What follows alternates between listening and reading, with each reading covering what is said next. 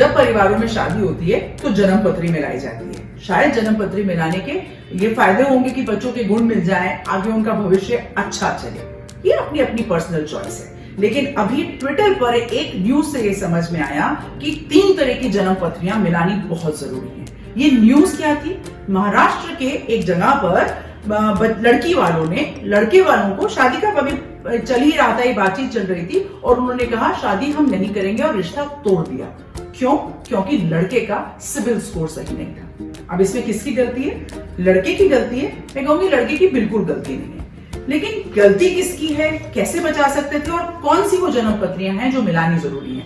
तो एक दूसरी तरह की जन्म पत्री होती है, उसको हम बोलते हैं हेल्थ जन्म पत्री, जिसमें ये पता चले कि अंदर कोई बीमारी ऐसी तो नहीं है जो भविष्य में जाकर बहुत परेशानी कर देगी या छुपाकर शादी नहीं करी जा रही है। ये दोनों तरफ की चेक करनी जरूरी है। और तीसरी जन्म पत्री जो बहुत ज्यादा जरूरी है, दैट इज फाइनेंस जन्म पत्री, और जिसी से उन परिवार को ये सिविल स्कोर का पता चला। अब लड़के की गलती थी या नहीं? एक्चुअली क्या होता है कि बचपन से ही हम लोग बच्चों को फाइनेंशियल लिटरेसी सिखाते नहीं।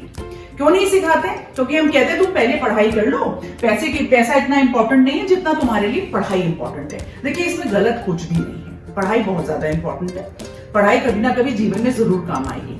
लेकिन उसमें ये कह देना कि पैसे की बात, मनी माइंडफुलनेस होना और फाइनेंशियल लिटरेसी का मतलब, अगर इस केस में भी उस बच्चे को ये पता होता कि बोरो करने के बाद सही टाइम से वापस कर दिया जाए। सोचिए आप में से कुछ लोग जब कोविड चल रहा था और कोविड में बहुत सारे लोग पैसा नहीं दे पा रहे थे, तो आप में से कुछ लोगों ने मॉरेटोरियम ले लिया था।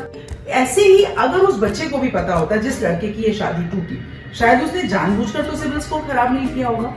That is very important. तो जब हम फाइनेंशियल लिटरेसी की बात करते हैं, राइट, तो हम बार बार यही बोलते हैं कि बच्चों को बचपन से मनी माइंडफुलनेस सिखाना जरूरी है। What money mistakes not to make, अगर सेविंग करनी है, अगर बजटिंग करनी है, how should it begin, how early should it begin. तो जब न्यू एजुकेशन पॉलिसी ये बात कहती है ना that the skill mindset, skill based curriculum is very important, तो अब हम बड़े लोगों की जिम्मेदारी बच जाती है कि जैसा ये एक्स पर ट्विटर पर ये केस हुआ, ऐसे अनेकों अनेक केस हेल्थ पत्री या फाइनेंशियल पत्री की वजह से ना हो जाएं। हम बच्चों को शुरू से फाइनेंशियल लिटरेसी या फाइनेंशियल लिटरेट करना स्टार्ट करें।